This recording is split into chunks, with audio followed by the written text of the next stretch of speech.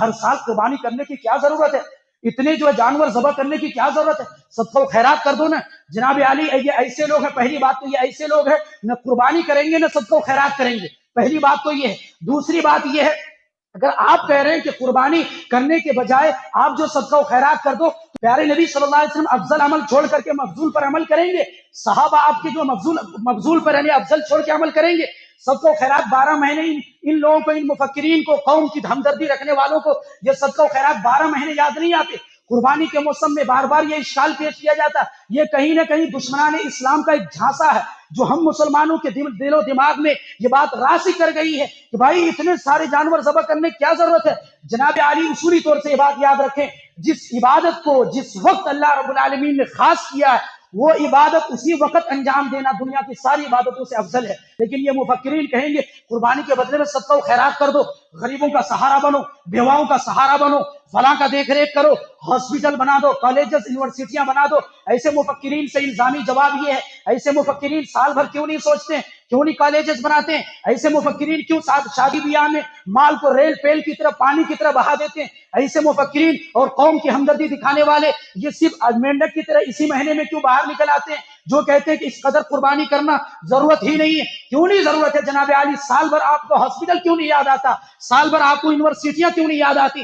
سال بھر آپ کو رفاہی کام کیوں نہیں یاد آتے ہیں؟ سال بھر آپ کو جو غریب کیوں نہیں یاد آتے ہیں؟ سال بھر مسکین یاد نہیں آتے ہیں؟ سال بھر صدقہ و خیرات بھول جاتے ہیں؟ قربانی کے موسم میں بھلے مسلمان جو سیدھے سادے مسلمان جو قربانی کر رہے ہیں، ایک تو اکثر لوگ قربانی کرتے نہیں، اور جو کرنے والے ان کے دماغ کو بھی، ان کے ذہن کو بھی زہر آلود کیا جاتا. یہ یقیناً قوم کی ہمدردی نہیں ہے، یہ مفکرین یہ آپ کے حق میں نہیں، یہ اسلام کے خلاف ہے. جو عبادت نبی نے جس وقت انجام دی ہے اس وقت انجام دینا یہی آئین شریعت ہے. اچھا دوسری بات، اگر شرعی نقطے سے اگر اس کا جواب یہ دیا جائے، پیارے نبی صلی اللہ علیہ وسلم کے زمانے میں جب قربانی کا حکم آیا اس وقت کتنی غربت تھی. صحابہ دانے دانے کو ترس رہے تھے، پینے کو ترس رہے تھے کہ بھائی 3 دن سے زیادہ قربانی کا گوشت اسٹاک نہیں کر سکتے، ذخیرہ اندوزی نہیں کر سکتے، فریج میں نہیں رکھ سکتے. کیوں؟ غربت اس قدر تھی کہ بھائی کھانے والے اور پینے والے ترس رہے تھے، کھانے کو دانے ترس رہے تھے. اسی لیے نبی نے کہا 3 دن سے زیادہ قربانی کا گوشت استعمال نہیں کرنا.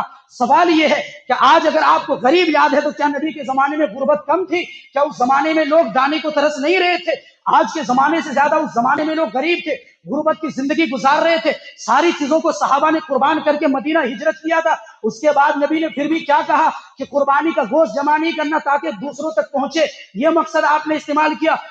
آپ نے یہ ہرگز نہیں بیان کیا کہ نہیں اس سال ایسا کرو، قربانی کے جانور ذبح مت کرو، صدقہ و خیرات کر دو، غریبوں کے لیے بھلائی اسی میں ہے.